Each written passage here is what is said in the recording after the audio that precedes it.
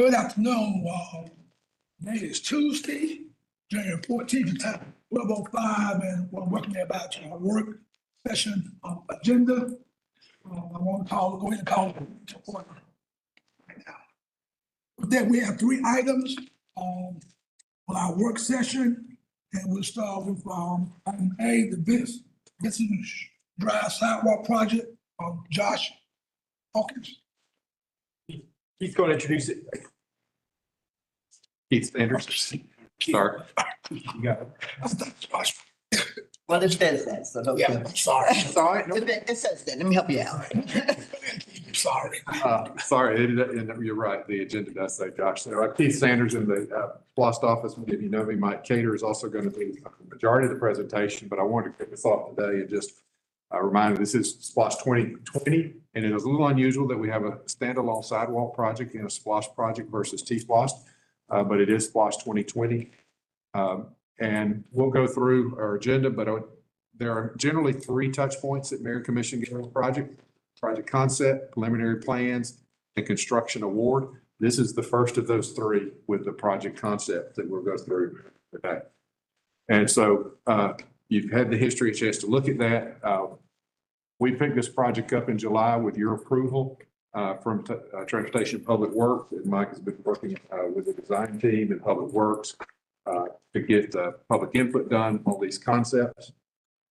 And so this was put forth as a sidewalk project. It was intended, funding was available to do the full length of Vincent Drive. And so the project map, I think most people are familiar with the area, but Vincent runs between Newton Bridge and Jefferson River Road. Holland Youth Sports Complex is off of there, off of Vincent Drive, along with several neighborhoods. Out of order from what we typically show you, we usually show you the budget at the end, but we're showing you at the beginning this time because it emphasizes the most of the rest of the presentation. So this project was approved at 1.8 million at the time of the referendum in 2019, or when the budgets were put together. That was probably enough to do a sidewalk down the full length of Vincent Drive. Now it is not. Cost have gone up tremendously. And so what we're looking at now with our usual expenses that we have on a project, about 900,000 available construction, we think would get us any one of the three options that Mike is going to present to you, but only one of the three for that 900,000, which is the options are different segments of the road. Full construction to do a sidewalk down the full length in today's dollars is probably closer to 3.5 million. All of that is just escalation of construction cost over the last 4 years. So with that, I will turn it over to Mike. I have a question. Yes, ma'am. You said this was unusual to have a single sidewalk project. What made this unusual? Only that we haven't had a lot of sidewalk specific projects in SPLOST programs. We've had buckets in SPLOST for bike ped projects, but we haven't had do a sidewalk on this street as a standalone SPLOST project. T-SPLOST, we have some, but in SPLOST, I don't think there's very many others that are just, and that's the only thing is it's just in SPLOST instead of T-SPLOST.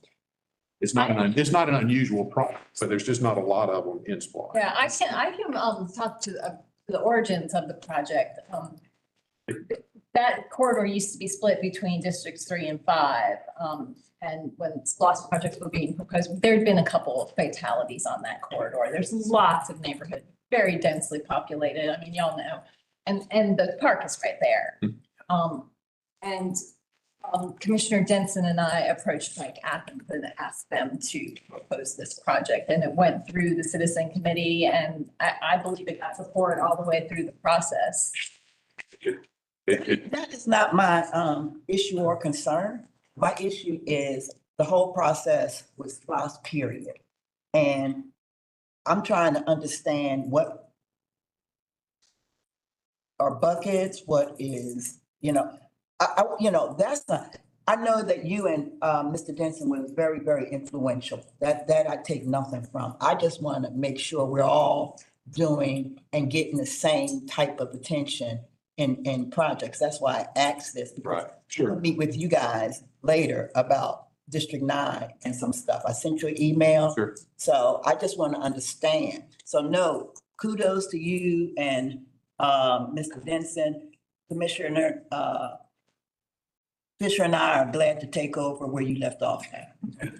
Okay, so it's just it's a standalone project versus a bucket of project for bike ped that could be, mayor and commission could direct it to go to any sidewalk. Okay, This one, because of the statement, the way the project statement is written in the referendum, it has to be sidewalk on Vincent Drive. not good. And so, That's a good place to have. I mean, we got a lot of kids Sure. over there. Again, you got Holland Park.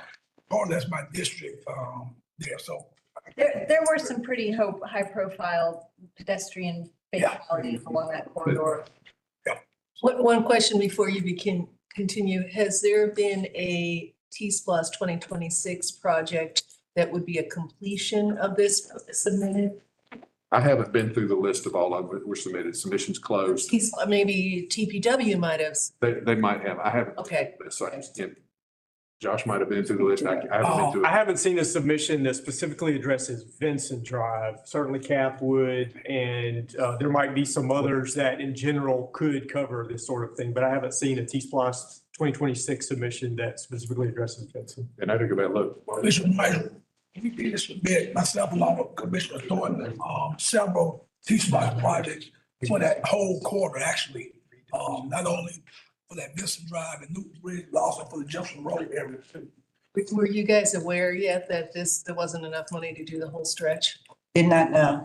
Yeah, I did, at that time, yeah.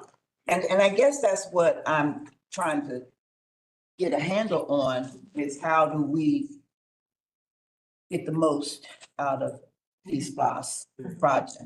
That's all. I'll let Mike talk about different options. All right, now let me walk you through.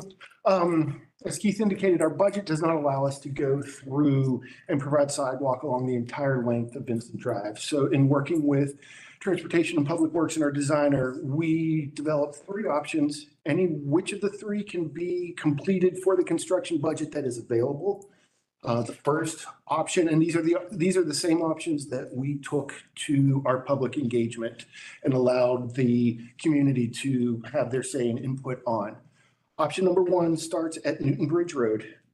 And you'll forgive me, I wasn't able to update the slide. It goes down to Chesterton Way, which is past the Holland Youth Sports Complex from there. Option 2 starts at the Holland Youth Complex entrance and goes down to Winery Way. And the third option starts at Jefferson River Road and goes down to Winery Way. As we look at option 1, it is approximately 3,000 linear feet of 5-foot sidewalk on the north side of Vincent Drive. As it's shown in the packet that you have, it would provide access to 4 neighborhood roads via a crosswalk at the intersection over to the sidewalk. It would also provide a crosswalk across 2 private drives that are of enough size and busyness and on the same side of the street as the sidewalk to allow for safe crossing.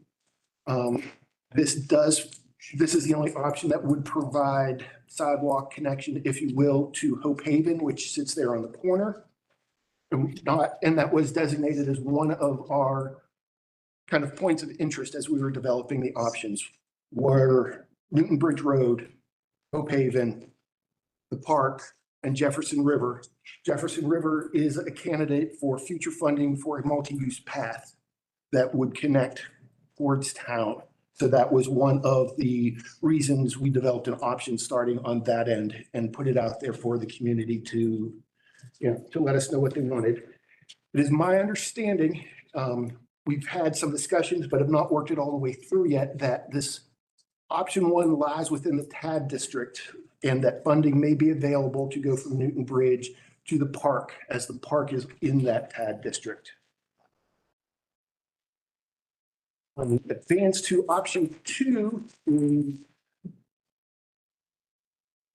I said that starts at the Holland Youth Complex, still on the north side, goes to Winery Way, which connects about 2,500 linear feet and provides connection to 3 transit stops, though it should be noted that all transit stops are on the south side of Vincent Drive.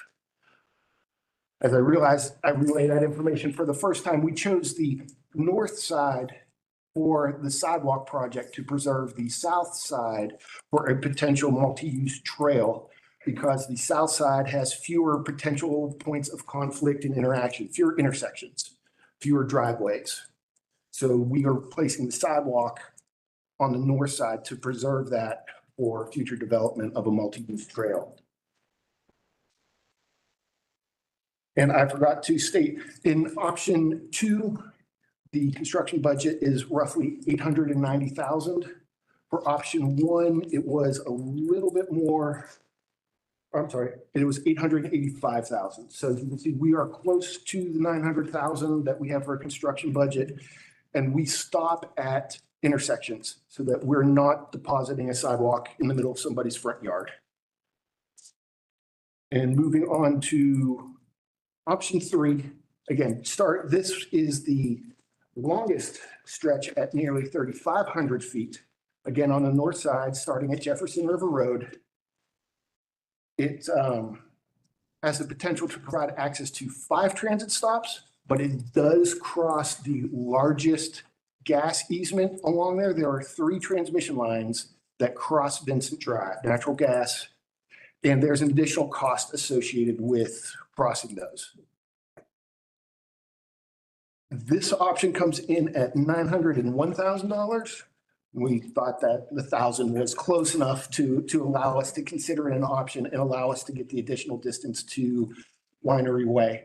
Of course, all of these costs will be refined as we work through the design process and can get better pricing on it. To give you an idea of what the cross section will look like, it's a grass mow strip, maintenance strip, no smaller than 2 feet, a 5-foot sidewalk, and then to tie in directly to the grade as quickly as possible. It is going to become a curb and gutter section on the side of the side that has a sidewalk. It is currently an open ditch section. This means that we will be providing drainage as well, inlets, culverts, and pipes to connect the curb and gutter, having it outfall and maintain the same drainage pattern that it has now. And so that everybody knows, it is estimated that from the existing side or edge of pavement to the houses on that side is approximately 40 to 100 feet, depending on where the houses are. So we anticipate the sidewalk itself being constructed inside of the right of way, but we will likely need construction easements into people's yards as we work through developing it. And again, as survey gets produced and the design gets refined, we will confirm that and have a better feel for it the next time we bring this in front of you.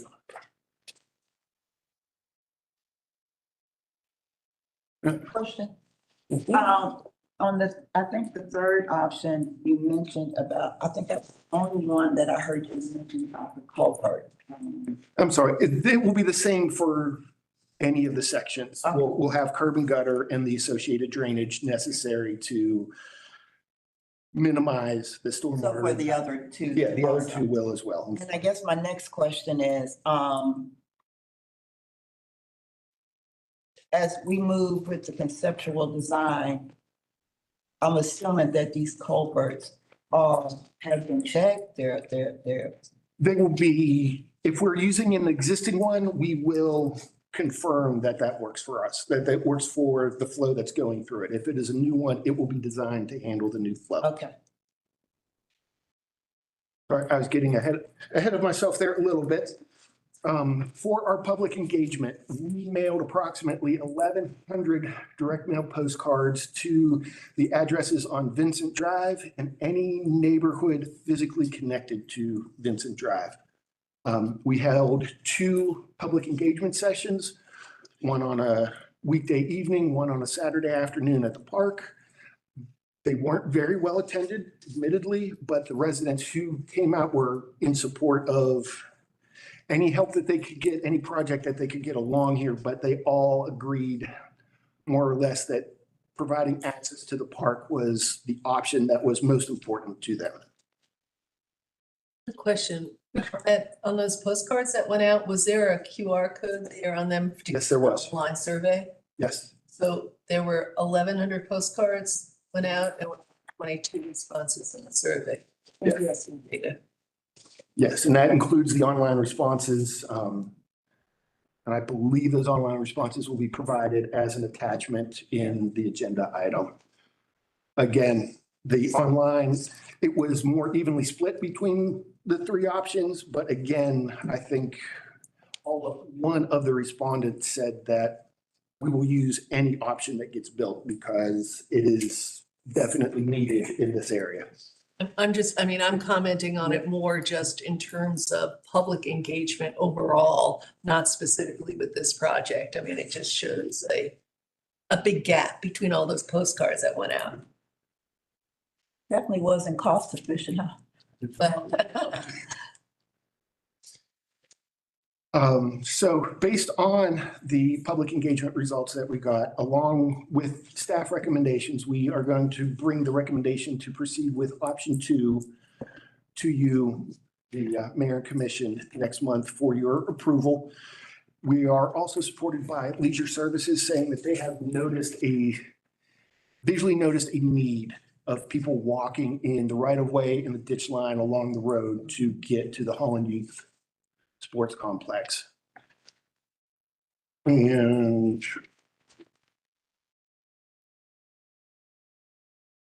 not went too far. Again, the map showing the options and our support for why we are, recommending option 2. Our next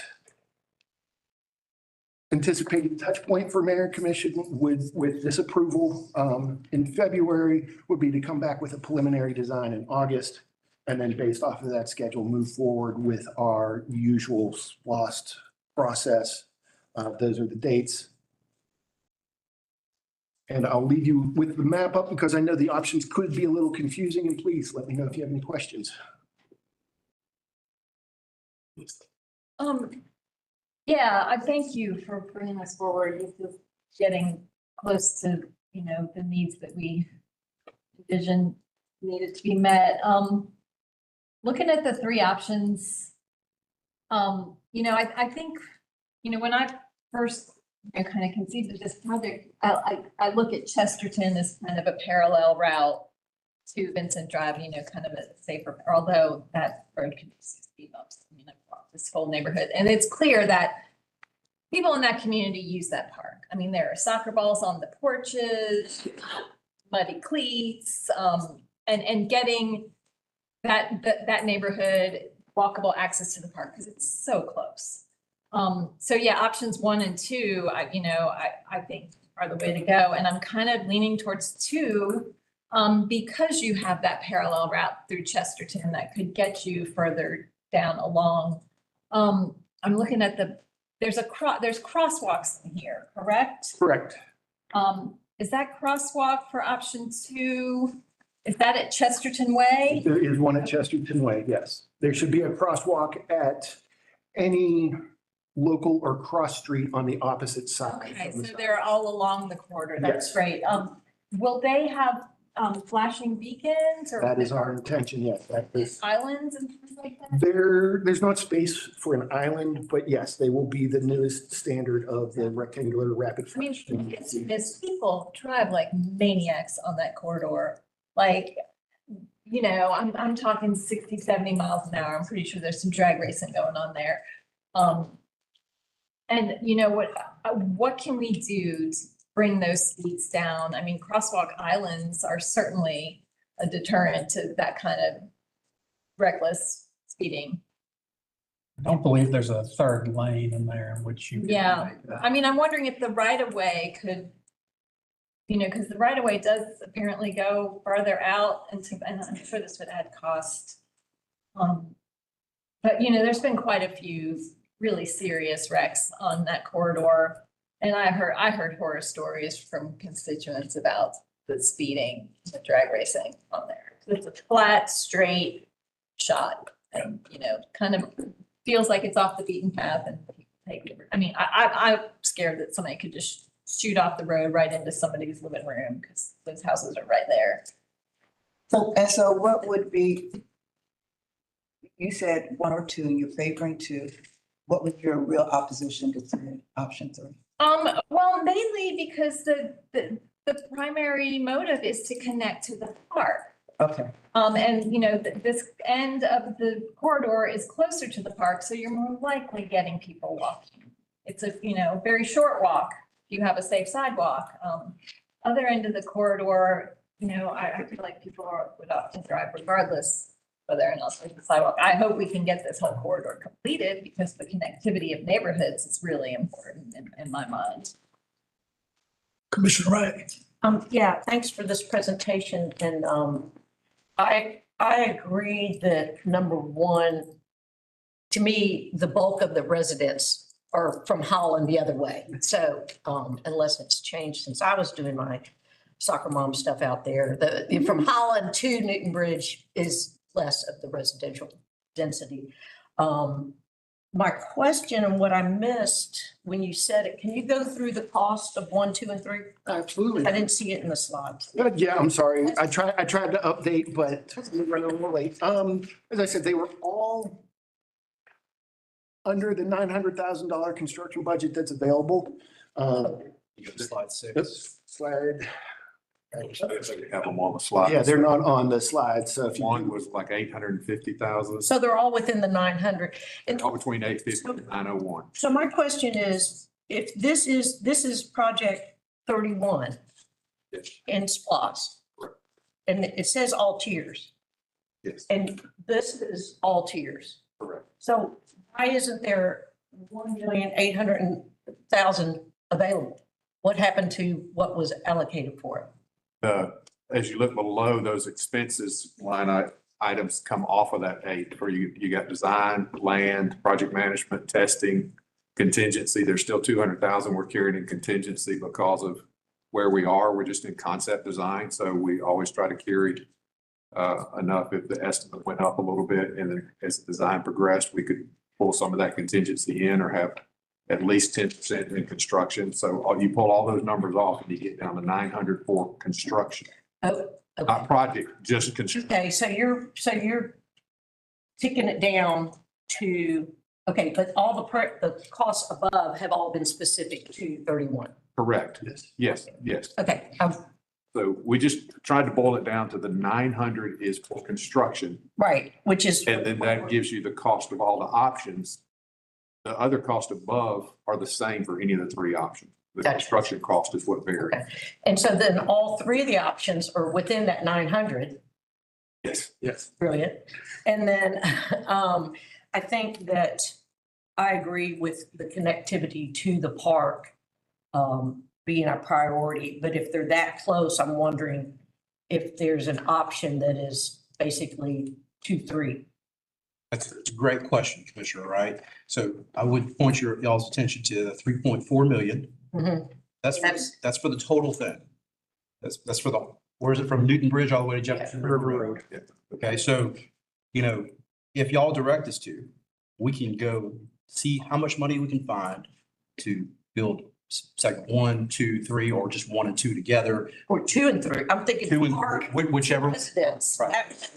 And because we're not really seeing, since we don't see where the bulk of, they're overlapping, so it's really like 900 times 3 is not what we're talking about. And of course, I'm coming up with something different, but it is curious to me because that would solve the primary objective of this is the residential safety to the park, where 3 comes up short to that. Anyway. 2 and 3 don't overlap. 2 and 3 stop and start at the same place. So what you're saying 1 is and 2. I can add those 2. We're looking at we're back to the 180, Yes. 1,000,008. Well, 1.9, 1.8 in construction, Yeah. construction Oh. cost, not So- project cost, but construction. 2 900, Yes. right? Been more, yeah, correct, If to combine 2 and 3. correct. Oh, And maybe the design might go up slightly, because we got a survey and design a little bit longer, but And then what's contingency left over in 2020 or available? Not available, what's there, contingency? I don't have the number of Maybe can you email us? unearned interest, unallocated earned Yeah. interest at the moment, but it's, So there's so many projects y'all have already talked about spending that money. Right. But it hasn't been allocated yet, so. Right. And it might not necessarily have to be unallocated interest that we pull funds from. So if you direct, go look for additional funding or some opportunities, then we can bring those options back to you. Right. The same with the T-Splosh buckets, like you're saying, this one's specific. So I would be interested in learning where there might be some availability there to match more of the objective, which is really 2 and 3. Commissioner, Right, because 3 is also on the same side. All of these All These are on the the- same side of the road. right, leaving the complete south for that potential. Or potential multi-use trail, yes. And then the TAD is only to the park. So the TAD would pick up, so TAD money could potentially do the red line. Up to. I mean, up to north. the park to Newton. Yeah. Yeah. As a potential. It couldn't go all the way to where the red line shows. No, just to the Somebody would park. pick up the Because of the difference, yes. So Commissioner, if I could just add, the reason we brought these 3 options is because our direction has always been to bring back to Mayor Commission what could be built for the budget that was in the referendum. Yeah, we'd love to build the whole thing too, but this is why we Yeah, brought yeah. these 3 options. So Thank you. Commissioner Myers. I'm also interested in doing that whole, from Jefferson River Road to the park area as well. And I'm looking at the 2020 expenditure. Maybe that's what you just mentioned there. Right now in the latest report, it says like this $1.8 million, but then it says revenue variance, and that's almost 37 million. So we're taking that off of that report. It is a little misnomer. We are about 37 million ahead of where we projected to be in collection. We haven't collected 37 million more. Right. But if Of where. so in a sense, there could be another line that's said, I mean, is there other money then that's been collected that hasn't been? We won't know unallocated collections until the program ends. Okay, And if you look at the 2018 report and the 2011 report, particularly 2018, that is revenue that was has been collected and not allocated. That's in the bank. The SPLOST, the 2020 and the 23 numbers are where we are in terms of our projected points. but the projected, does that include, just so I can understand the math, does that include any money that's been collected so far that might not, like, if the economy turns around and we start not getting what we have? Is this just forward? Is this just 36? Right now, we project right where we are right now, we'll have 36 million more if it all were as said. No, it just, that Okay. order is what's driving the program, the 2020 program we think will end in 2028 versus 2030. Yeah. Because that is a fixed dollar amount program. So when you hit the dollar, the revenue department says you got to stop collecting. So if I, Basically, there's not any extra collected money that hasn't been There spent. won't be until the program ends. We won't know. And Right. whatever extra would take us through the end of the quarter when the revenue department says you met your number, you got to stop. if I could add, this is SPLOST 2020 is a $314 million program. It expires. Oh, when you reach that, Reach that dollar amount. right. That number that you're looking at on your screen there only helps us in projecting out when we Fill in. need to bring it back on the ballot for renewal. In contrast to the other SPLOSTs where they were focused on time, and so you would keep collecting money until that time was over, or in that situation. Okay, T-SPLOST is time. yeah, 2011 SPLOST was also a fixed dollar amount in that it was set at 195 million and once you Okay. get that.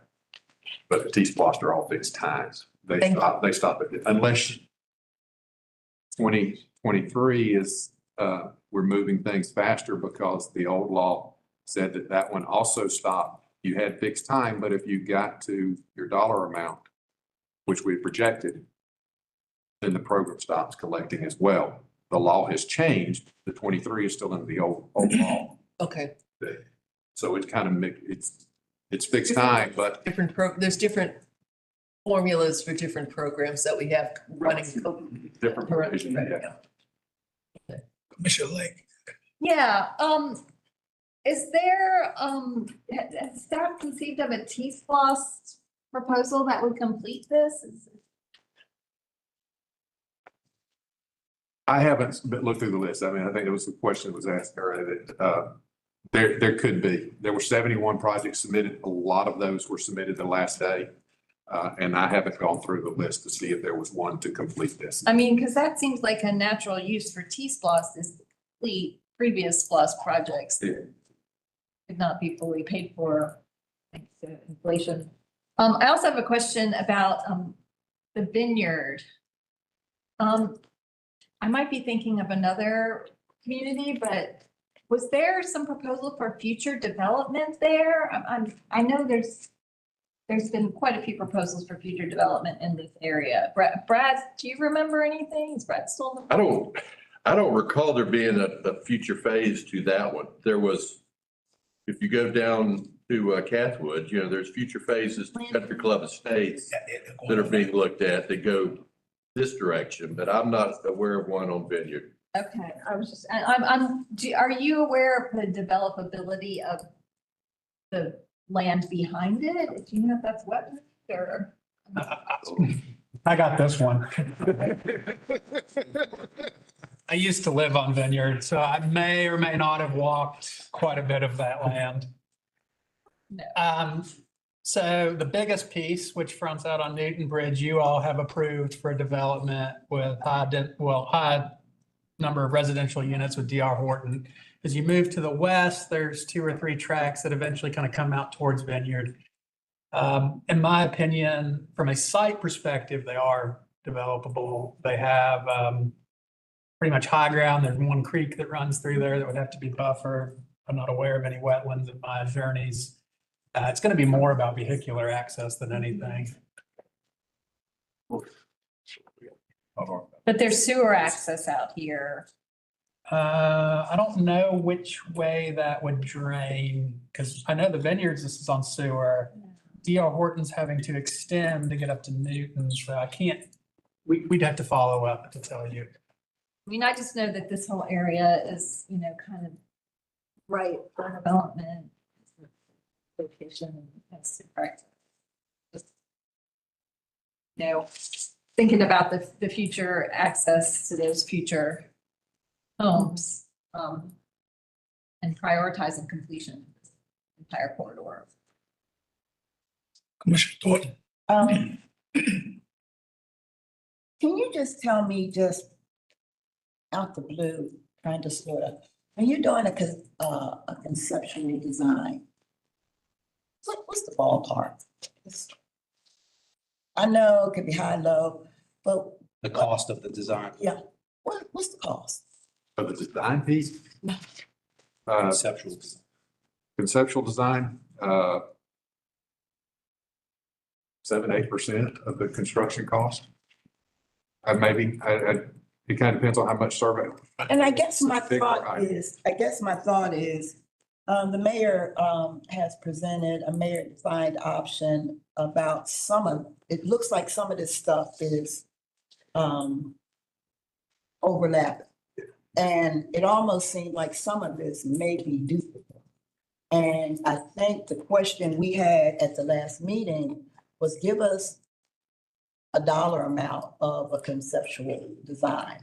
Now, if the mayor has something that he wants to push, and I support any development in that area. Let the voters know, I do support it. But if the mayor has something on the table, Commissioner Fisher has something in the pipeline with some T-SPLOST in this area, same area, and staff has some stuff in the same area.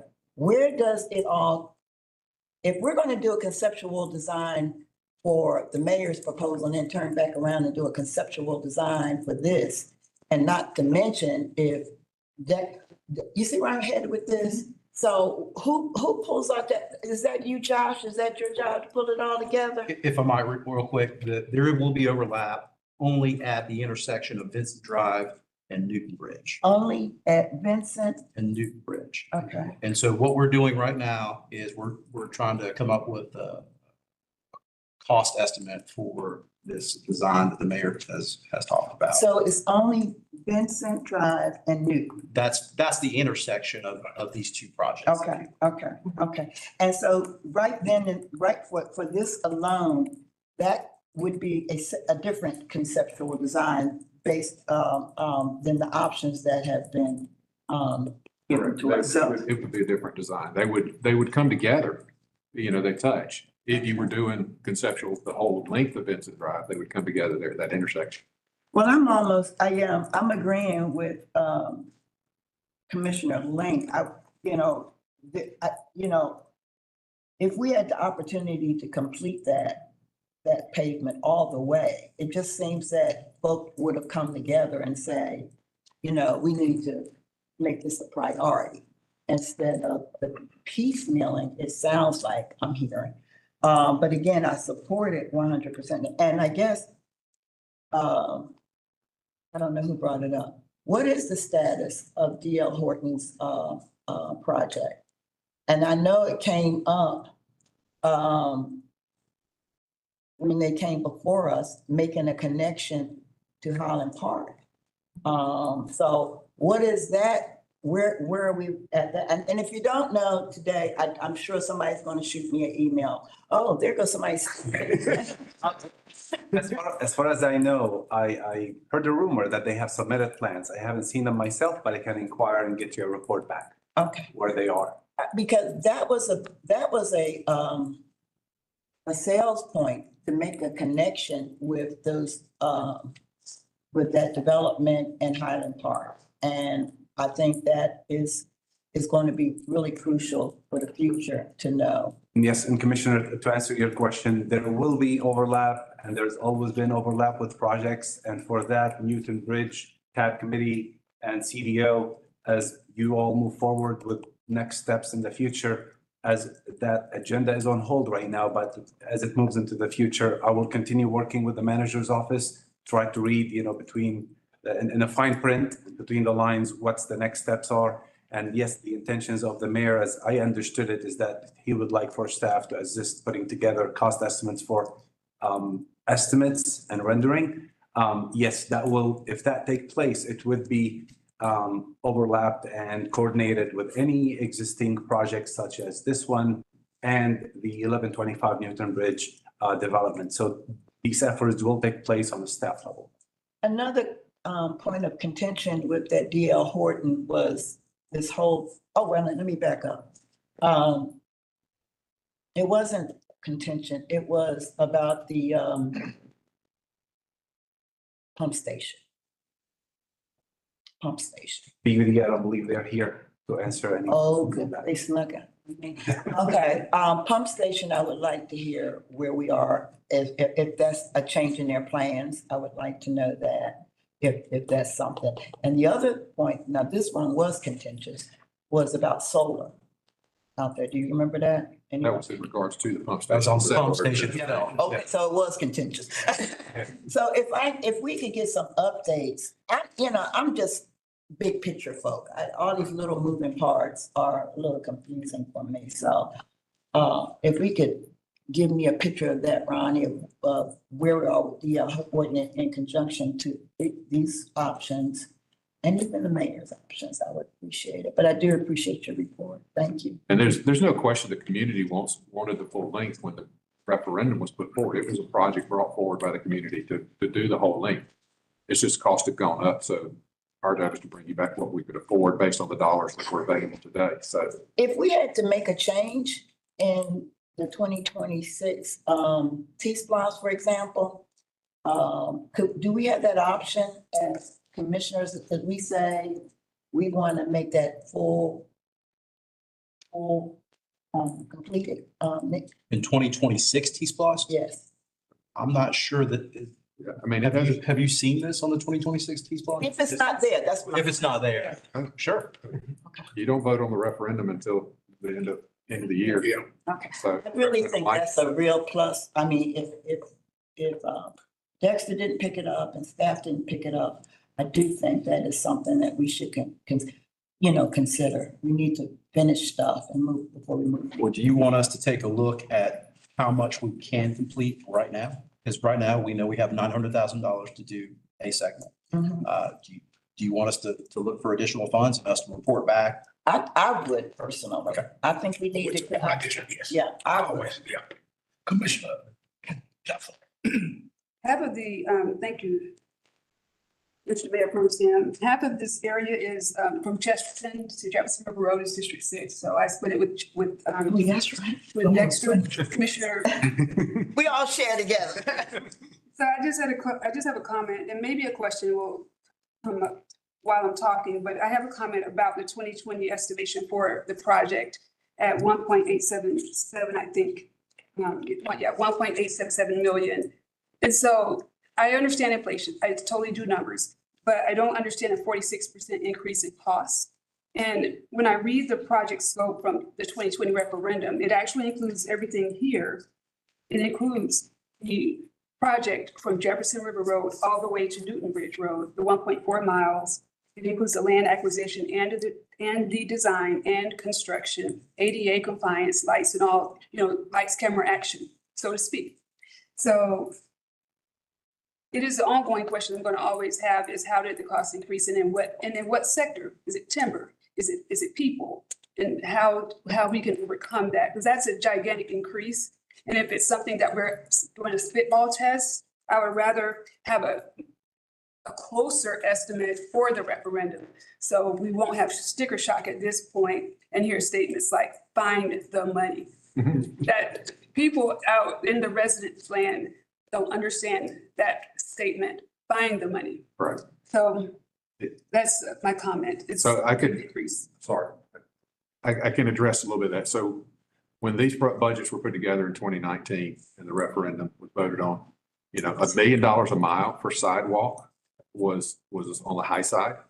Now we're closer to 2 million, $1.5 million, depending on how much you got to do drainage with it. We go through when we were doing the estimates and look at all of the different projects.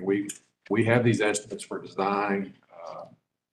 Everything across the board has gone up since 2019, and 46% sounds like a lot. You hear 2, 3, 6, even 9% inflation. Numbers get tossed around all the time, but you compound those with everything. And coming out of COVID, we just had a huge increase in everything. Is it materials? It's materials and labor. Labor is a huge part of that. Concrete's gone up, steel's gone up. Okay, All the components, chips that go in the rapid flashing beacons. okay. Labor there's a shortage of people and labor to do the work all around in all sectors, not just people in the field putting the concrete in, but the people in the plants making the concrete or the people building the beacons. All of those, the labor across all sectors that just. Were those costs per mile? You were comparing a mile of sidewalk? Yeah. I mean, I'm just using a ballpark now for this. That's not how we based the estimate, but that was a general number back in 2019 with. It was a mile. Yeah. But you bring up a great point. And if we think forward later this year, or forward this year, we'll be, need to apply some of these lessons. We'll have SPLOST 2026 in front of us. There will be a project list, a budget associated with each one of those projects, and how important it is to try to project out how much we might need to get those done. Because yes, since I've started, it seems like this is the habit that we're in. How much of what we originally intended can we actually get done? How do we do the rest of it? Can we do the rest of it? That sort of thing. That's just a challenge that we've been experiencing over and over. But potentially we can take some lessons learned from that and apply it when we assign budgets to projects at the end of this year for 2026. And Commissioner Johnson, you make a good point about going to find the money. So I should clarify what I mean by finding money. It's not like we have money laying around or growing on trees. What I mean is that we may have a SPLOST project that's not specific, that is for pedestrian improvements that we might be able to pull money from. Thank you. And just a little history lesson on SPLOST and these budgets, how they're developed prior to the big increase that we had coming out of COVID. And the previous programs from, I know We didn't help develop 2005 or 2011. We've been here since it's been implemented and the others, but the direction from finance was always, and I think Mayor Commission was in agreement, did not include escalation in the cost of the projects. We didn't say, okay, this project's going to be built in 10 years. We add 3% every year. Because until the program passes, we don't know that it's going to be tiered 10 years out. It could have been tiered the first year and you wouldn't have needed that. But also in the past, other than that one big jump in cost, interest earned fairly close to the inflation rate. And so we were using interest earned to pay the escalation for projects that came late, tiered late in the program. When you had that huge spike in prices, that took that option off the table for that program. So we do technical reviews of all the estimates. Yeah, that may be stuff. I get it. Think of the estimates. As soon as you said we don't include, in the past included escalation, increase, it makes sense now. And if you did, you never would have known. If we didn't even had 3% a year in for the 2020, it would have helped, but it wouldn't have accounted for that huge jump that we had. Thank you. So, Mr. Myers. Yeah, this is really a question or request for Josh as we're moving forward.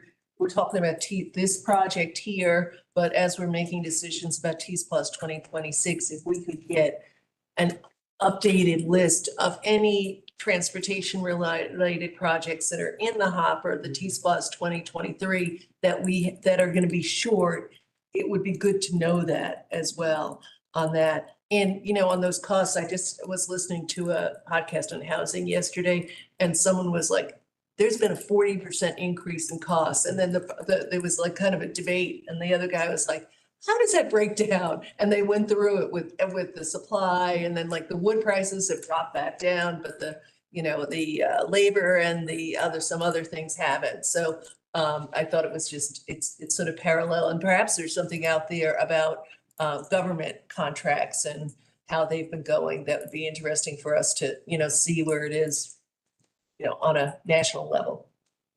Great. Mr. Myers, then we can close this out. So. Yeah.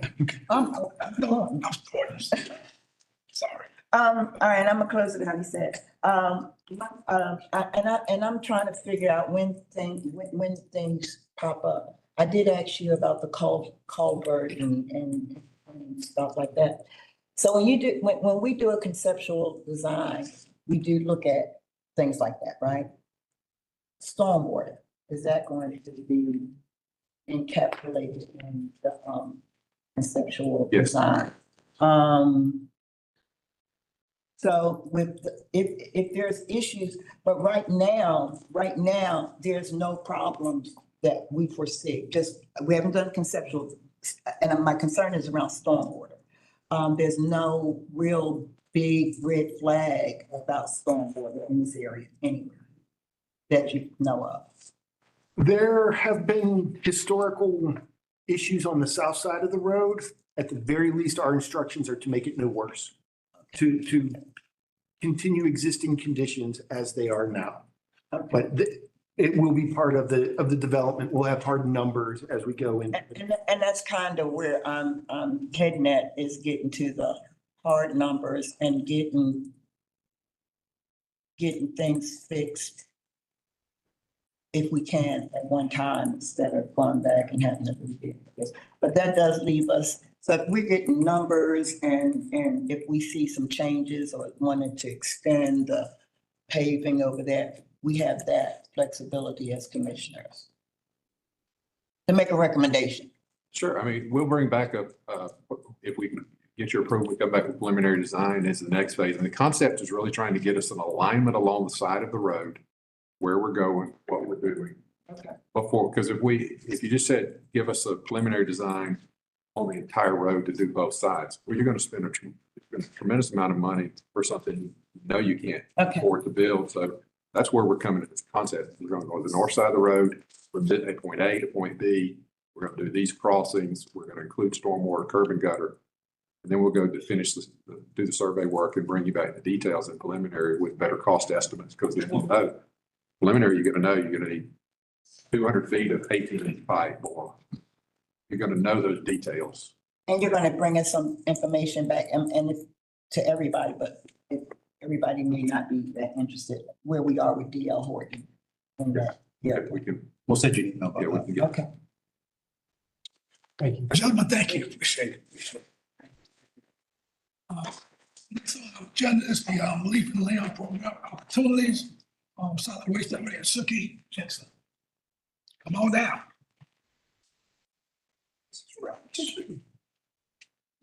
Hi, you all. I'm just going to introduce the person that has the most information about Leaf and Limb, which is one of our staff. Please be kind to her. This is her first time presenting, but in front of you all. And so this is Nancy Flowers. She's our route supervisor. She's over all of our general fund collections accounts. And so I'll be right here though for the tough questions, but I'm going to turn it over to Nancy to discuss Leaf and Limb. Hi, I'm Nancy Flowers, collection route supervisor.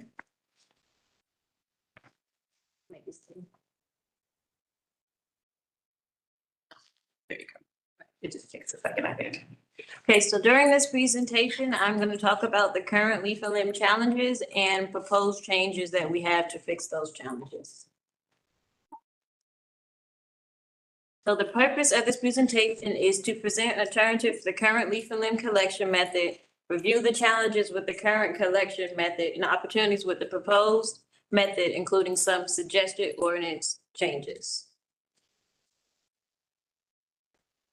So this is the history of leaf and limb. This is prior to unification to budget. FY15 was the last time we had a big change for leaf and limb budget. So the current way we pick up leaf and limb, what we strive to pick up leaf and limb is to pick up area A through F, which is 6 areas every 6 weeks.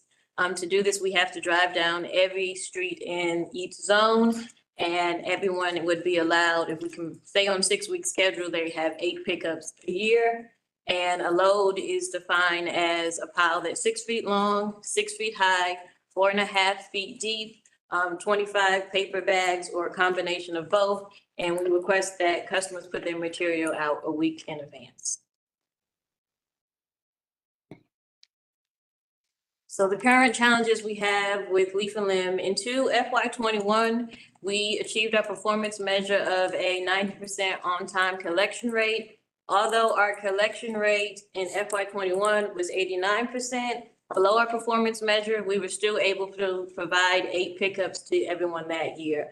In FY23 and FY24, due to storms and staff shortages, we were not able to provide service. The recent storm put leaf and limb behind by 2 months. By ordinance, leaf and limb piles must be in front of the residential customers' houses.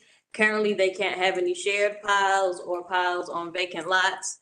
There's also no minimum pile size, and the maximum size, it caused issues for some people that have larger lots with heavy vegetation. So we have 3 possible methods that we would like to explore. The first one is we could keep leaf and limb the way it is and hope with our job postings in the next several months, we'll be able to get leaf and limb back on schedule. Option 2 would be a change. We would keep the current 6 areas, but we would require people to put in a request for pickup. Instead of us driving down every street, you would have to put in a request. And with this way, we would be able to actually route our trucks. Right now, they just have to drive down every street and they don't have addresses to be routed to. We would also like 2 possible ordinance changes. The first one would be to be able to pick up on vacant lots. For us, a vacant lot would be a lot that someone owns, but they don't have a house on it, but they should be allowed to put their pile there if they would like. And then the second option thing we would like would be to allow the people to have shared community piles. So this would be for if it's a lot, we have some people that have 4 or 5 sticks they put out, which is a lot of work for our trucks to sit down to pick up those 5 sticks. Would be better for us if the 10 houses got together, and that would be easier. And I'm going to share one example. Indale, for example. Indale, there are shared piles on Indale that our staff, we have staff that live there. They already share piles. It's not in ordinance to allow that, but they literally have no place to put leaf and limb without putting it in the street, which y'all know Indale, that would be very dangerous, or on Sidewalk on the side of the street, which again, to push people out into the street to walk around piles. So that's just one example of a street that they already use shared piles. And we want to legitimize that and encourage it in other areas, because what Nancy's not exaggerating, we have people that literally put 4 sticks out. When we ride with our leaf and limb folks, I was shocked. Our staff stopped and I said, why are you stopping? And they were like, there's a leaf and limb pile. I said, that's 4 sticks. That's a leaf and limb pile. And I'm like, okay. And sorry, Commissioner. No, those Right. I just want to give you a solid example on Indale where we already have shared piles. And the reason that Nancy and I both have visually seen piles that you all might not even recognize as leaf and limb piles, because we certainly didn't, but our drivers are that good. They know where even these really small piles are. Yeah, these are great points, and I wanted to be sure that the request that you're asking for, and appreciate your information on how well connected you are with your communications with folks, is that the new on-demand, so to speak, is still within the zones? We have 2 options.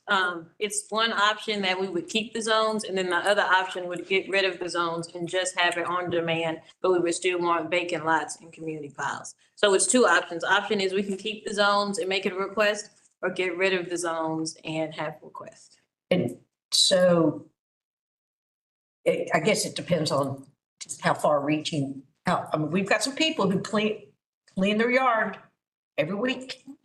And would likely be on that demand every week versus more of a cycle. Anyway. Well, we would, with the system, we should have a way where we can track how many they pick up, so they could still only get the 8 pickups. So Okay. once they get to the pickups, they would have to pay to get more. Okay, so there is a limit for the. Yes. Right.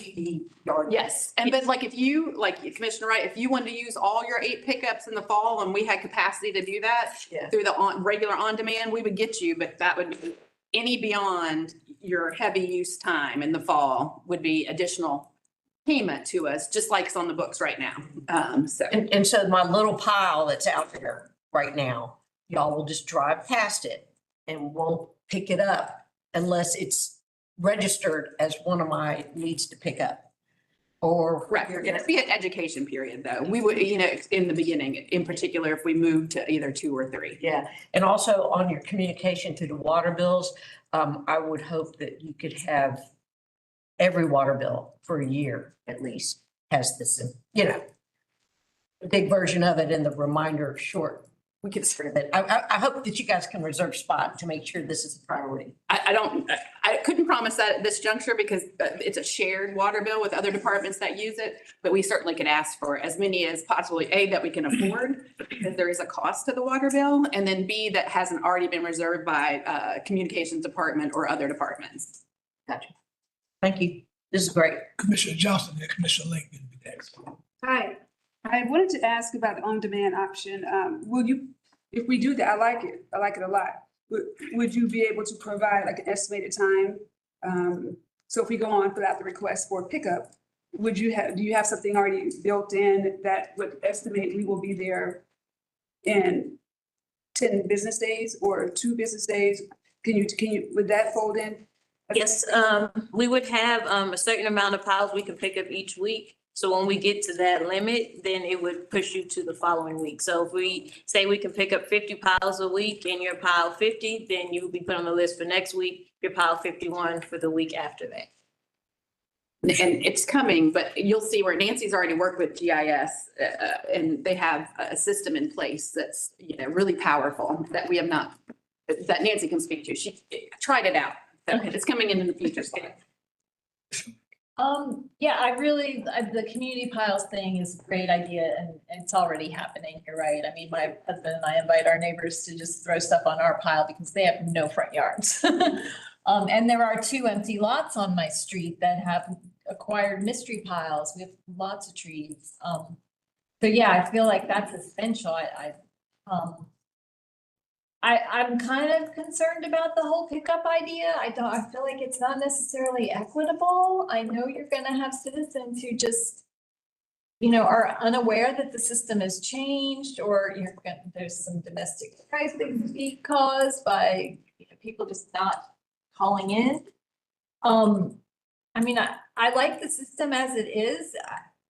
I just wonder do we need more staff? Do we need more trucks, to keep up? Is that, what is it that's causing the delays and us falling behind? It's mainly staffing. It is storms as well, but for example, we pay, our Class B, drivers make $18.45. For leaf and limb, it requires a Class A, and they make $19.57 an hour. An average Class A in the state of Georgia is 30 per hour.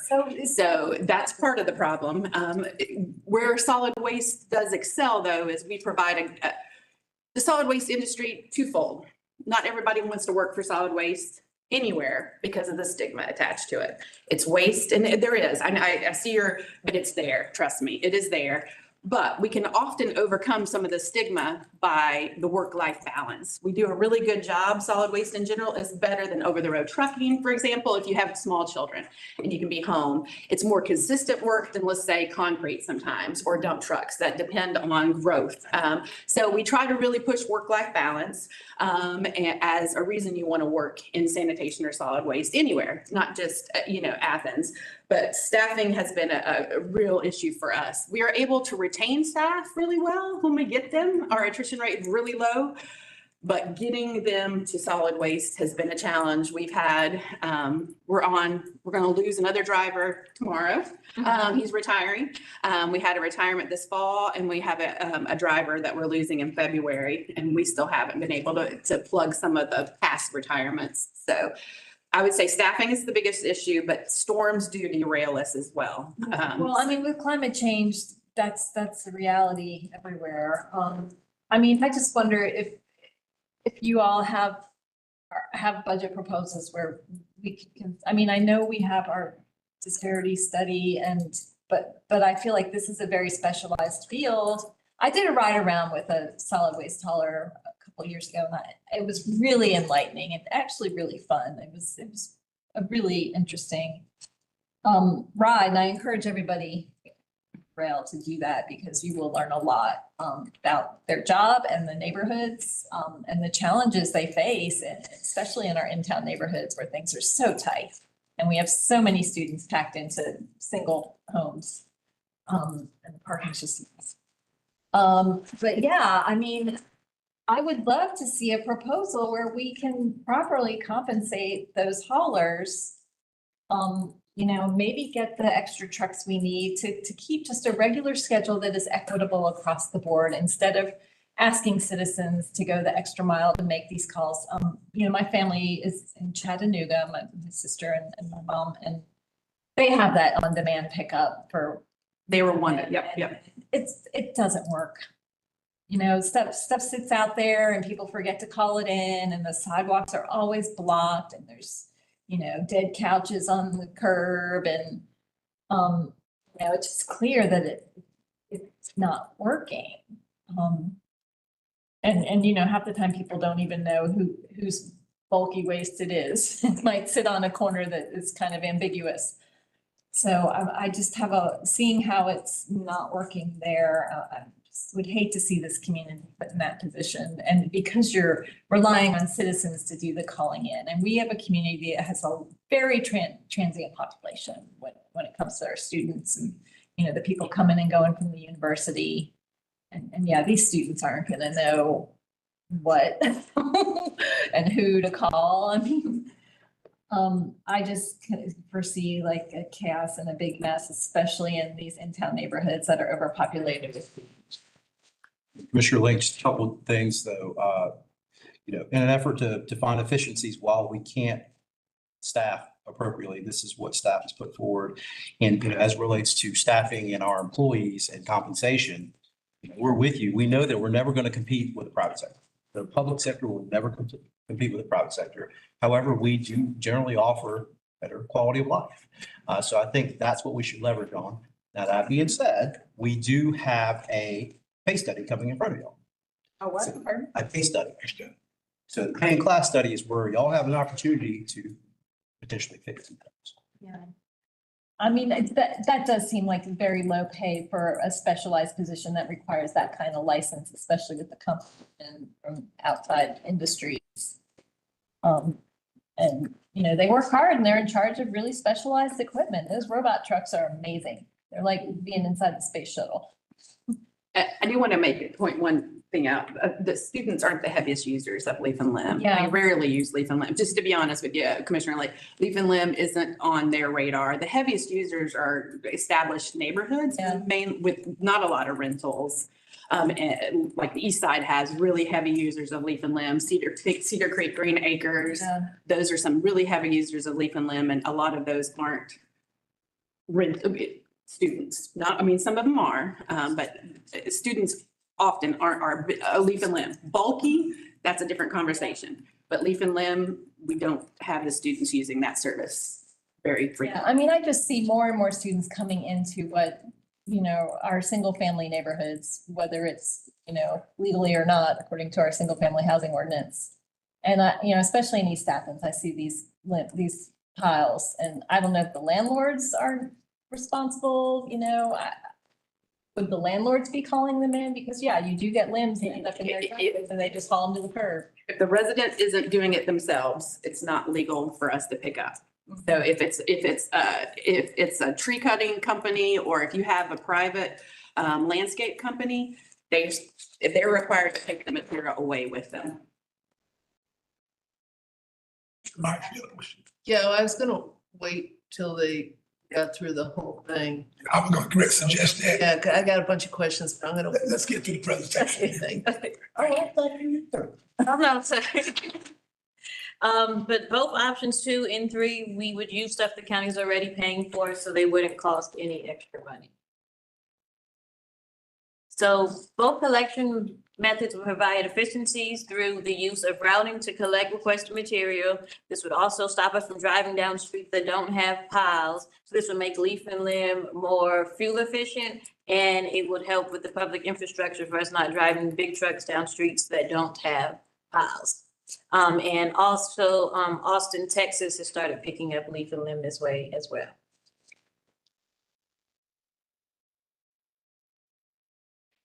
Do we have an opportunity for community input on these options?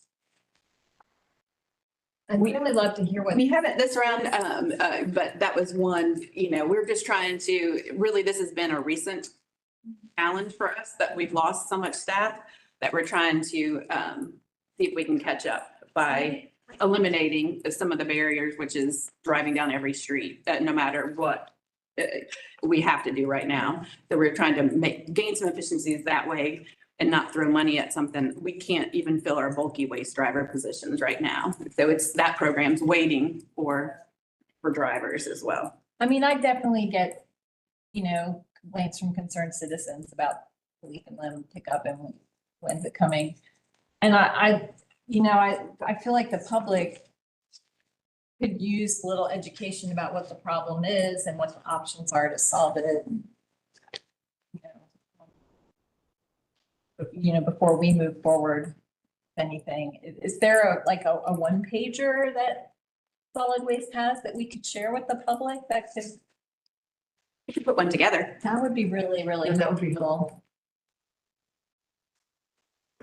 So if we get approved to do leaf and limb this way, it would be customers can call us, they could email us, or they can use their phone or their tablet to submit a request. We also used a request system during Hurricane Helene when we had over 200 calls for pickup, and that was helpful for staff as well. So this is how it would look on a computer. You would type in your address, and then once you put in your address, based on where you are, the number of your request, it will tell you the next time we're able to pick up. And then below that, they have an option to go to notify me. Okay, keep on.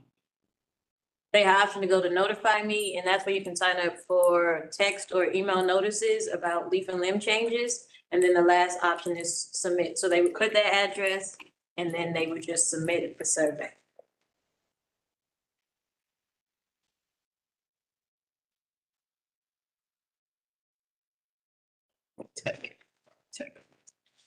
So this is how it would look on the phone. The good thing about using a phone or a tablet, you can turn on your location settings. So this is if your pile is on 2 different streets.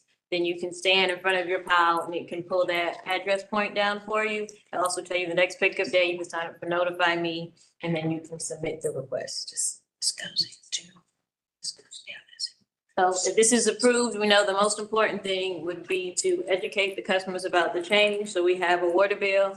I currently notify over 2,900 people about all leaf and limb changes now. We use email, social media, website, and the communication department would help us as well with notifying people of the change. So we are recommending leaf and limb on demand, so either we're keeping the areas and putting a request or getting rid of the areas and having requests, having community piles and the use of approved vacant lots. Additionally, over the next year, if we can gain these efficiencies, we would like to explore having minimum pile sizes and even increasing the maximum pile size as well. So let's approve. The next step would be to get on the March agenda report to get approved community shared piles and approved use of vacant lots. And then if that's approved in March, we would start community engagement with customers and then start it in May. Any questions or comments? Mr. Myers. Yeah. I know this is gonna get a lot of reaction. It's just a small thing, but it's a lot of reaction. And I've just had like back and forth with someone about the delay, you know, and saying this is inefficient, what's going on with the government, you know, on and on about that. And so I want to make sure I understand this. And I also want to make sure that if we make changes, and I know this, like that it's gonna actually work. Is if we make changes, it doesn't work. You know, right now, I don't know what happened to Section A, but Section A took about like 5 weeks to get through. And I know that was Christmas and stuff, so I had a lot of people like talking to me about that. This still, are you guys, in terms of the staff shortages, are you saying with your plan, with the presence to have shortages, you're gonna be able to do a better job of doing this?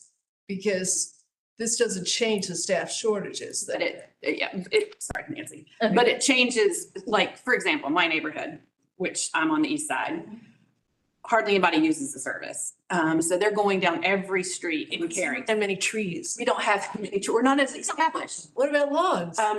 People are grass cycling, put it on vacant lots that they own a lot. We have a lot of green space in our neighborhood. Yeah. So like there's one person on Trellis Court that uses it with any regularity. Carrington, you can, there's a couple sometimes, but we just have it's just one example. Actually, on that thing, do you have any graphic, or is there any way to communicate with us, like where it's being heavily used and where it's not being heavily used? Nancy. Because that would just be helpful for understanding it and also presenting it to the public that way as well. Because in a lot of my neighborhoods, it really is heavily used, you know, that are in the single family net ones. So even as we make decisions across the county, I think it would be good for us to see, you know, if there's a heat map, you know, on that. And then, so the other thing is the difference between the two methods. They're both going to use the same reporting method, right? Yes. Like there. So I would imagine that the one where you keep the areas would be more fuel efficient for trucks. I mean, why are we putting that one forth at all? Because I think I mean, to me, it seems more fuel efficient, but it also seems more complicated as well, because now I have to remember not only to put a request in, but I'm gonna have to put a request in when it's my section, you know, so that's like makes it, you could really screw that up, right? Because it's not, you know, as a resident, like, oh, I put it in, but I missed A, now we're on B, yes, I'm not gonna get it now. So you have there's more community error in terms of using that system. But what is the difference for you all? If we kept the areas, we would add a spot in the survey that would tell them when they put their address in, what's their area and what's the next pickup. So when you do the survey, it would tell you when we were coming. If we can do it without the areas, it would be better for staff because we could have better access for how many piles we can pick up each week, depending on staffing that week. So it would make it more efficient, and we won't have people putting piles out and waiting for weeks, because we'll be able to tell, okay, well, we know we can get this many picked up this week. Okay, and then the notifications that you said that would come out, I guess it would depend, if you were still using the areas, it would change. I mean, now the notifications are mostly telling you, we still are finishing up, area A next week, and we're gonna do it this weekend. What would, I mean, if I put it in and it says, I'm gonna get pickup next week, now, though, I might get a notification that says they're not gonna do the pickup, or it's gonna take another week, or will there be as many notifications? There won't be general notifications. Okay. There would be no schedule. So it wouldn't be like everybody getting confused because they don't know when exactly we're coming. Yeah. So whoever has signed up, those specific folks at that juncture, we have their email address or phone number, because you can still call in, and we would be able to contact them more targeted than broadly contacting everybody every time we have a change. Because right now, the change, if it takes us 5 weeks or whatever it was for area A, we're sending it out to everybody because that has an impact on area B, area C, area D. I mean, 'cause they all need to know that, and Yeah. a lot of them require it. They ask us, and they want to know roughly when we'll be back in that area. And we can give them a very rough timeline, but with the staffing shortages and the storms that have propped up the last couple of years, it is a super rough timeline. Yeah, and the last thing I'm just concerned about, is that you can be that heavy user and go, like, right now, you can't go over, like, most of us don't, and I'll put myself in there because I've lived here all these years, but I didn't know I could call up Leave and Live and say, hey, come by. I mean, you only come by when it's in my category, right? So we're never gonna get an extra charge. So it concerns me that residents would then, I know they'd have the 8, but then they'd be like getting this, oh, here's another charge. Here's the government charging us for something we didn't get before. Because might be calling them sooner. I'm not having my 24 bags of grass clippings. I'm doing it when I have 8, and then I do another 8, and then, so I'm concerned about I understand the logistics, but the bad PR for the county on something. Now, we do charge people already. This year's exception, but up until this year, people can call us and do utilize that. Right, but I didn't know that. Like, I wasn't aware of that. And if I had to call in, I'm calling in, and then all of a sudden it's like, I'm calling in, and now I have to, like, I think most people don't know they can call in for extra service. At least I haven't. Maybe I'm the exception. They can be a part of the one page. Yeah, we can put that in the one page because there folks use that, utilize that service. And up until this year, we've had several charges that go on the water bill, or they'll pay us individually for the extra service. Commissioner Thornton, then Commissioner Lake. I think you said in March, you will be bringing something to us. Oh, yes. In March, we would like, if it was approved, we would bring to the agenda report for approved shared community piles and approved vacant lots to change the ordinance so that. And that's my question. I'm sorry, guys. My doctor just called me. So listen. Yeah, I'm concerned about the PR, how to get the word out and make sure that everybody across the community knows. Because of this transient population and people coming and going, talk about postcards. What about stickers? Send everybody a sticker that goes on their bin. Everybody walks by bins, postcards get lost. I know I'll get a postcard and I'll put it on the fridge and it disappears. I'll just lay it on the counter, it disappears.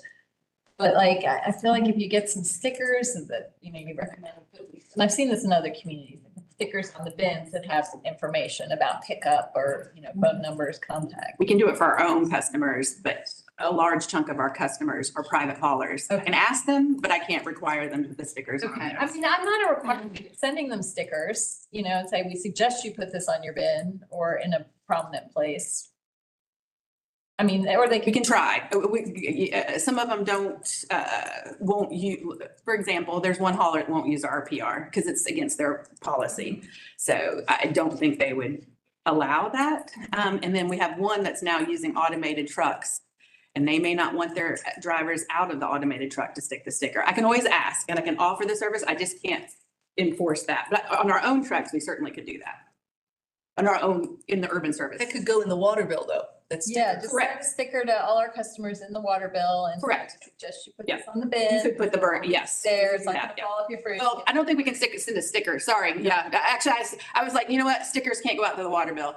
But we can do something, I think, maybe to get the stickers out.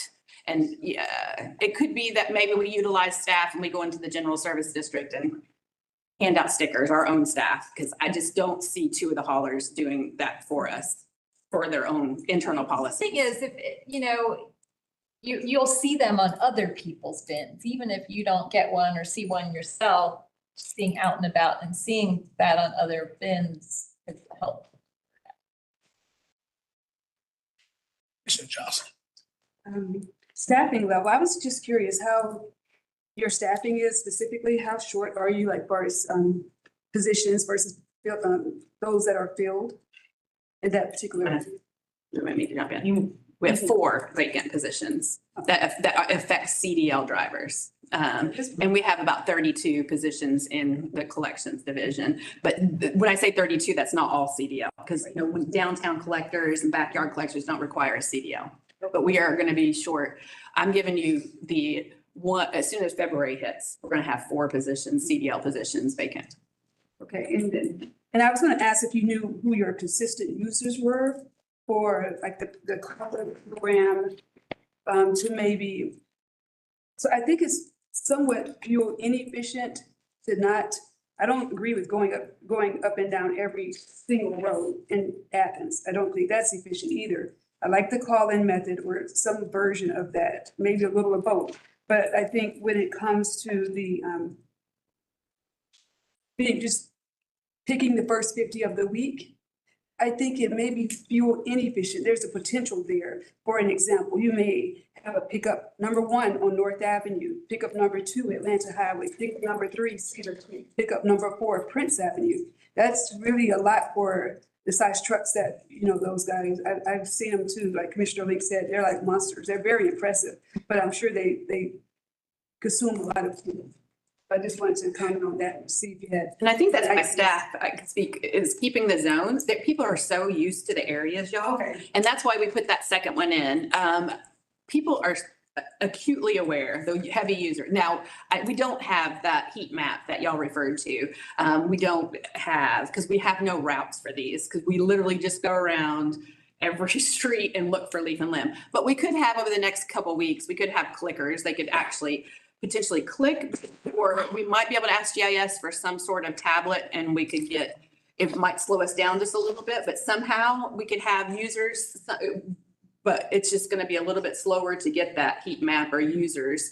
But the area, people are really in tune with what area they're in. And it could be that we could gain efficiencies in just the areas by them calling in and us only going down the roads that have material out instead of by area. And that's why staff, I believe, put it in there is because they were, Nancy catches almost all the calls. Y'all, she knows leaf and limb better than I do.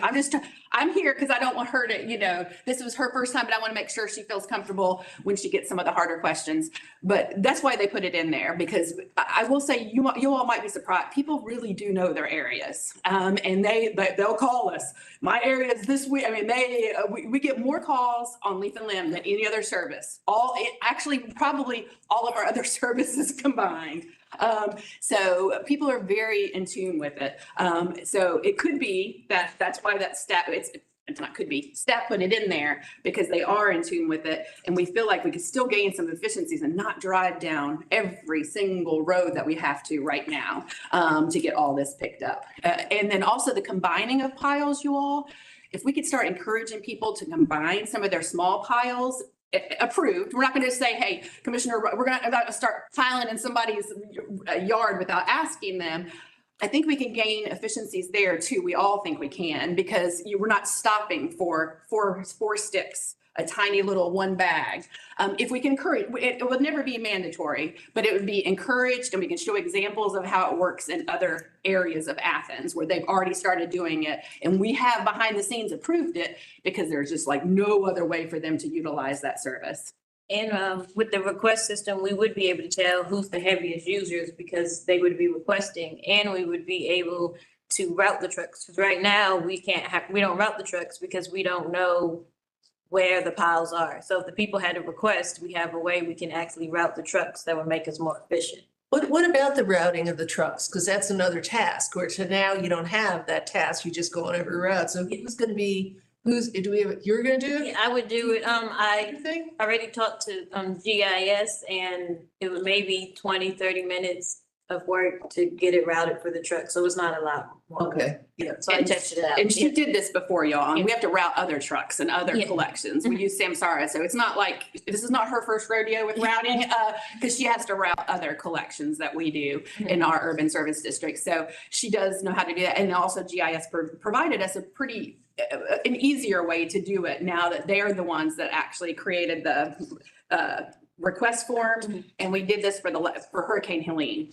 Nancy already did this for Hurricane Helene. She had people call it in and let us know where the piles were, and then she routed all them to the specific storm piles to make it more efficient. Like the proof that this is working is if we went back to an earlier one slide, it was that we had 92-94% success rate in picking up when we said we were gonna pick up. So, and that, you're saying we're not doing that because we don't have enough staff. So, you know, what would be how would we gauge success on this? It would be more efficient because we could route the trucks. And besides being more efficient, if we route the trucks, we aren't going down streets that don't have anything. And then also another issue we have, if people call in and say they're missed, we have to go back. But with the routing and the request, that's to stop us having to go back as much as well. So Commissioner Myers, I think you might be looking for some sort of performance measure. Oh, okay. Mileage, Okay. gas used, those sorts of things, complaints, like Ms. Watson. Right, complaints, because the big complaint I see is just simply the fact that it's when's it been? It's been a while. It says it's it's been 5 weeks on A, that kind of thing. So complaints might be a good thing, or time obviously the number, you just picked the number 50, I assume, because that's not that much. Yeah, that was Right. just, I just know. But Yes. you'd be figuring that out, like how many households, or do you know that now?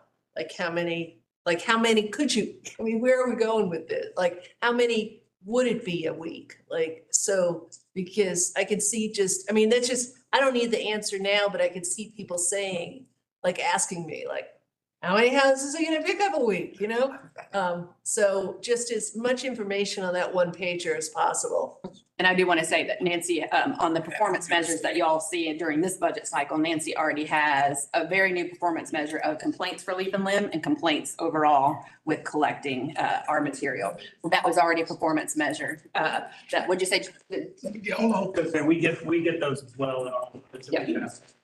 Let me get, Commissioner Young, but before you go, let me just do something out, and we don't have to have an answer. You may want to look at doing a pilot and see how that works.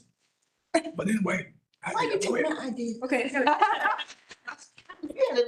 could have cut all that out the way. Go ahead, Commissioner. okay, Nancy, you're doing great. Thank you. I just want to say that. I just wanted to ask last couple of questions. Size criteria for shared piles. Is it the same for just an individual pile, or is there grace? Is it going to be a little more than 25 bags? Yes, we would allow to be more depending on how many people would be participating in the pile. And that's based on what we currently do, Commissioner Johnson. The shared piles we already have, we've already. 25. Yes. And yes. more people. Correct. And extra service you spoke of, so someone they're in between the routes and they have a project, like a weekend project, and they have a lot of leaf and limbs, they can call you to have it picked up. I also did not know that you can do that and pay for that separately. Yes. Can you tell me what the cost is? It's $75 per trailer load and $25.50 a ton to dispose of it at the landfill. Oh, that's. And lastly, I just wanted to just comment that should you go forward and with the pilot or the implementation in May, this is something that I can put in my newsletter for the residents in my district to alert them, the ones that use it and ones that don't, just as a reminder or an update. I think this is good information that's I can easily fold it into, so knowing in advance would be helpful. Bishop Thorpe. Nancy, you're doing a fantastic Thank you. job. I'm back again. My questions are, so when you come back, what are you asking us for again? If I might, so we knew that there would be questions, and that's why we wanted to present it to y'all. We don't plan to put it on the agenda next month. We just wanted to hear from y'all. So that being said, I heard pilot, and I think that might be a good idea. If we could we come back internally, talk a little bit about what a pilot might look like? I heard some good concerns, and we might be able to alleviate some of those concerns around engagement within our next approach to this. That's okay.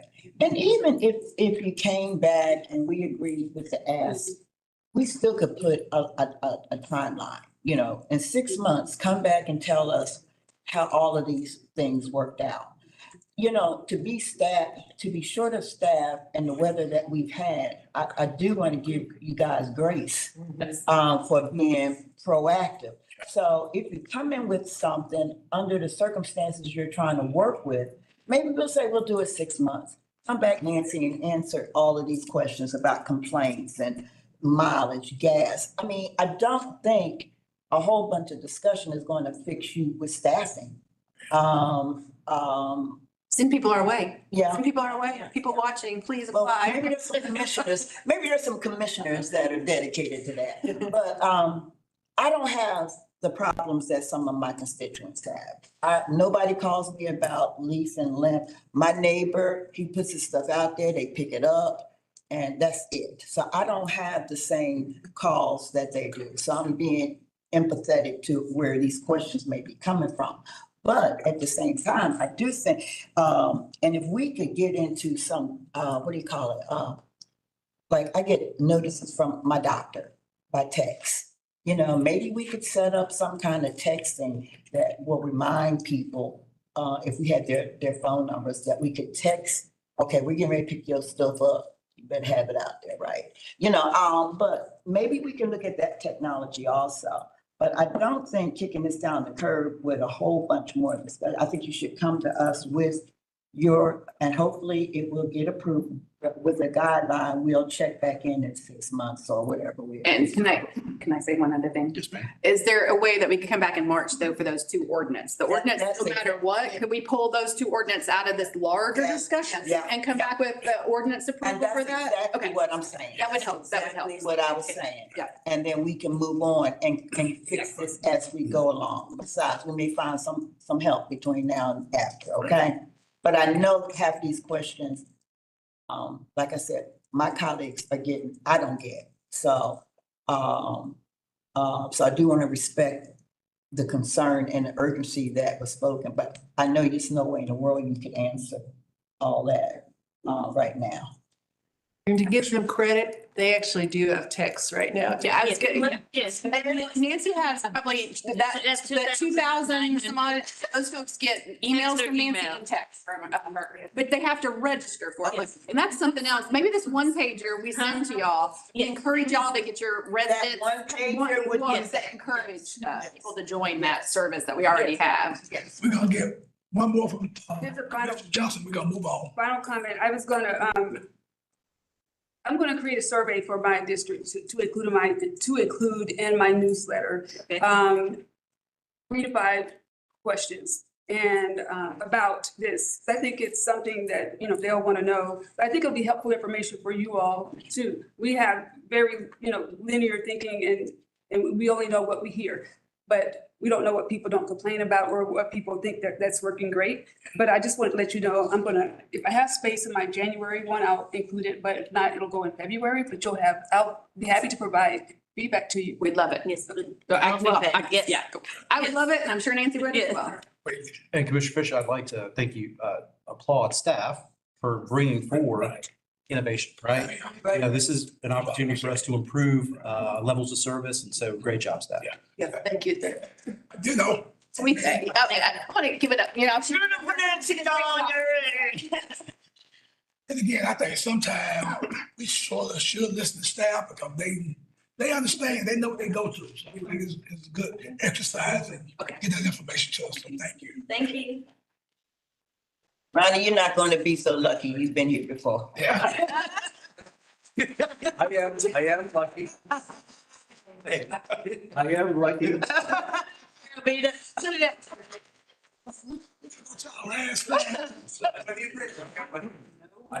thing. You're an honor to be here. Wait a couple of minutes. Can you give us 5? Can we get 5? 5.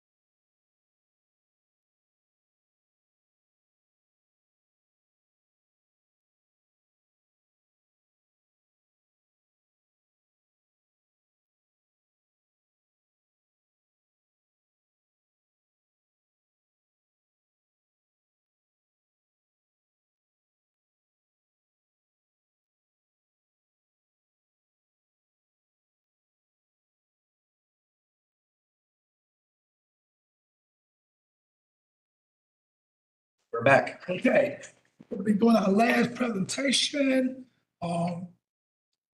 CY 25 Pavement Management Program. Great, thank you for coming. Thank you. Thank you for having me. And alongside with me, I have Jason Mize, our pavement management coordinator, will help me with a couple of the slides. Derek, unfortunately, is not doing well today, so he stayed home. I'll take this presentation and some questions at the end. The purpose of this presentation, let me remind you, we do this every year. We present to you every year the proposed list of roadways to be included in the annual pavement management program. We present those lists and we also show you our selection methodology. We talk a little bit about our pavement management program and the pavement condition index. That is a scale from 0 to 100. 100 is for good roads and 0 is for pretty much dirt roads. The purpose here is to present that to you today, talk about the calendar 26 program, and discuss the budget for this program. The outline of the presentation is as shown here, and I'll jump right into PCI explained. We started talking about PCI, or Pavement Condition Index, back in 2019. That was our first year. We shifted from an older scoring system that was done by in-house staff. We shifted into an automated methodology where we would hire a third-party consultant. They'll drive very sophisticated equipment on the roadway. It's a van that carries multiple infrared cameras that take pictures and measurements of the pavement. They go about 25 to 35 miles per hour. They ride every roadway at least once. If the roadway is 4 lanes, they'll ride it twice. And they record that data and they do post-data processing and give us back PCI ratings. And like I said, those ratings range between 0 and 100. We presented that report last year and we showed you all where Athens-Clarke County stands. We still are doing good. We'd like to do better. But on this slide, at least, we're just reminding you of what PCI is and what we take from it and how we use it is definitely in the next slide to show how do we use PCI to select treatments and allocate budgets. On this slide here is just a picture to give you an idea what PCI ranges would be like for certain types of roadways and certain distresses on the pavement, on the roadway pavement. This slide here is shows you a typical deterioration curve and a typical treatment selection for a typical roadway based on a 25-year life expectancy of the top pavement surface. And as you can see here, that most of our treatments were usually kick in right around the 40 PCI threshold. We do a little bit of crack sealing in that green, light green color for roadways that have been paved for 4 years. We go back and put some crack sealing on them. And from that time until we resurface those roads, they may receive 1 or 2 patching. We show here some pricing just to give you an idea, the cost of crack sealing versus minor rehab or major rehab. It's a huge cost difference here. It shows the effectiveness of preventative maintenance, such crack sealing. On this slide, we show the preferred treatment in a perfect funding scenario. What would we do for every score, for every road that have scored between 0 and 100? Unfortunately, due to budget constraints, we are attacking worst first. We're waiting until roads are falling below thresholds to start paving them. In a perfect world, we could be paving a little bit earlier. that means we'll spend less money on patching and preparatory work if we get to that level of funding one day. We showed this back last year and we called it current versus proposed. So since last year, we have changed our methodology for selection. We changed it to give some priority to collector and arterial roadways in terms of PCI and selection for resurfacing. And that reason is when a road that has a high traffic volume reaches PCI of 40 or marginal condition and below, it starts deteriorating a lot faster because of its traffic loading. By the time we identify the treatment and we go out there and pave it, it might be a year, 2 or 3. During that time, the road will fail into really bad conditions that becomes very expensive for us to pave. It's a way to control the cost for those arterials and collectors. Now, we don't have a lot of arterials and collectors. Arterials, I'll give you an example. North Avenue is an arterial. Oglethorpe Avenue, Hawthorne Avenue are arterials. Collectors is like College Station, Barnett Shoals. So we don't have a lot. We have a lot of local roadways.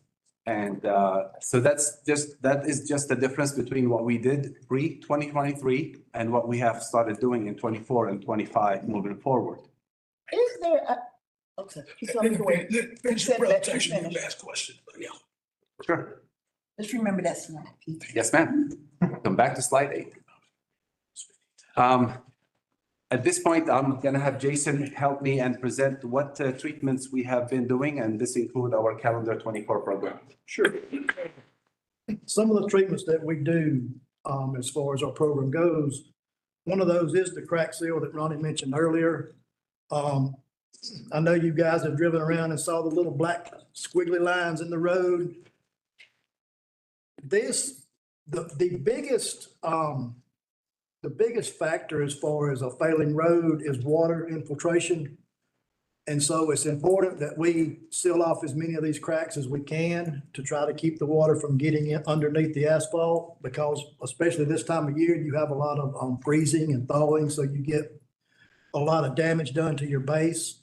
So this is something we do to try to keep some of the water out.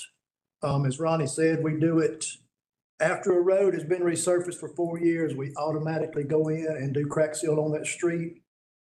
And we also do it before we resurface the street. Next, we have some deep patching. This is a process that we do to fix some of the major cracking in the road, like the big alligator cracking and stuff where you have potholes and failed areas. We do this before we resurface the street. And we also, when we present the list to you guys, you'll see a list that says patch only roads.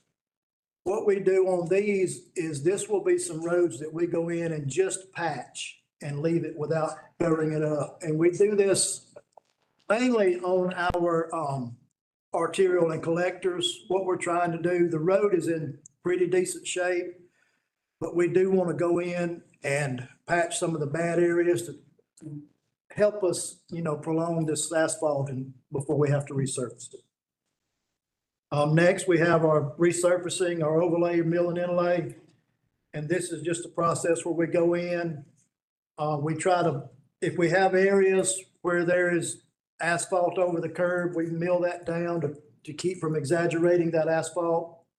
And then we'll go in after we've done our crack sealing and after we've done our patching and overlaid over the top of everything. This is our work completed for CY24. We are still working on our CY24 program. We're about 60% complete with that currently. And currently, after we've done a couple of change orders, we're just a little over $9 million with our budget this year after we complete CY24. We actually have, I think I counted this morning, we have about 25 road segments. So less than 20 roads left to resurface, and we will be completed with our 2024 program. And here is the little notification that we try to do to the neighborhoods. This is an 18 by 24. It's like the political signs you see during voting season. And we require that the contractor put these out our contract states at least 7 days in advance. And it's got no parking, notifying them that the resurfacing is about to begin. It has my number on it for my office, and I do get a lot of calls, regarding this, people concerned, hey, when are you gonna be in my neighborhood? We would love to be able to put a date, saying, hey, we're gonna be in your neighborhood this day. But there's so many factors involved that would confuse everybody on that. Say if we put a date on there and it rained for 2 or 3 days, okay, we can't get there that day. Then we got to go back and change everything. So it's been working fine the way it is. A lot of it too is coordination because some of the streets we work on doesn't have driveways. So the only parking they have is on-street parking. And I dealt with that several times this year over off of Boulevard where the people didn't have driveways. So we had to coordinate with them. And I actually took their information and gave them a call the day prior and let them know, hey, we're going to be on your street tomorrow. So they could make arrangements to park in another area that day. And it seems to be working out pretty good so far. So we've had a lot of luck with it. I'm going to turn it back over to Ronnie. Thank you, Jason. So our timeline for the proposed calendar 25 pavement management program is shown here. We have begun the advertisement process as of January 9th. We anticipate bid opening February 13th. Any changes that Mayor and Commission may present to us from today until the agenda approval for the list, which is slated for February 4th. We will include via an addendum to the advertisement, if any. And we do anticipate starting hopefully work on this list on April 14th and complete by November 1st. This would be probably one of the earliest contracts we've ever put out that early. So we ask you help us continue with this early schedule. Next year, we would like to be even earlier. We believe securing a contractor early on in the season, secure better pricing and unit pricing, and also secure better selection and more bids on this contract. Historically, we have been seeing between 1 to 2 bids, meaning 2 qualified contractors bidding on this program. And we believe this is one of the reasons why the unit prices has been high in the last few years. So we're hoping with an early advertisement, early pricing and bids received, we can save some money and do more roads.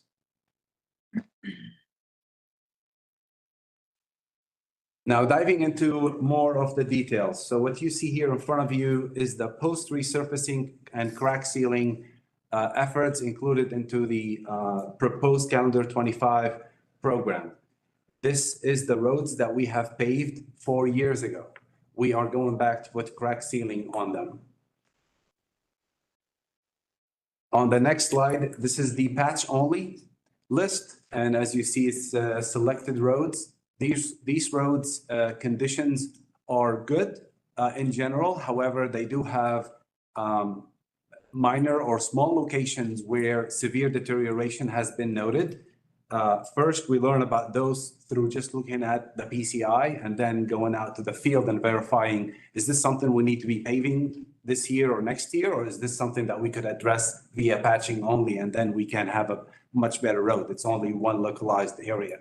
And so these also our schist and drainage facilities, they do receive complaints about potholes, and sometimes when potholes are more severe, they bring, or there's many of them in a small location, they bring that to our attention and we will include that into the list.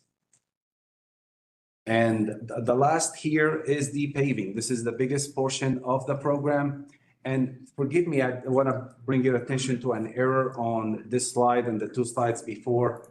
Up on the top right corner, we've stated resurfacing for 6.8 million. that is a 4.8 million. So there's an error there, but the math will add up to 7.1 million. Just want to bring that to your attention. There was an error here. And also this is not another error, but this is by design. I want to take you back 2 years ago, 3 years ago, where we presented to elected officials a program that when we bid, it came out to be, the bid or the pricing came out to be way above budget. Based on current laws, we couldn't negotiate scope. We had to go back and advertise with different alternatives and came to Mayor and Commission approved us to pave one portion of the county in 1 year. And we delayed the rest of the paving program for the next year. And we did that. That was in calendar years 22 and 23 consecutively. So that approach was successful and we were able to pave all roads with available budgets in these 2 consecutive years. What we are having to do this year is a similar approach. Staff brought to me the most, the worst roads in Athens-Clarke County over the entire county. And the resurfacing budget is about $9 million, or needed funding is about $9 million, only for resurfacing, not for patching and crack sealing, which is another $2 million. We don't have that kind of funding for this, for this year, excuse me.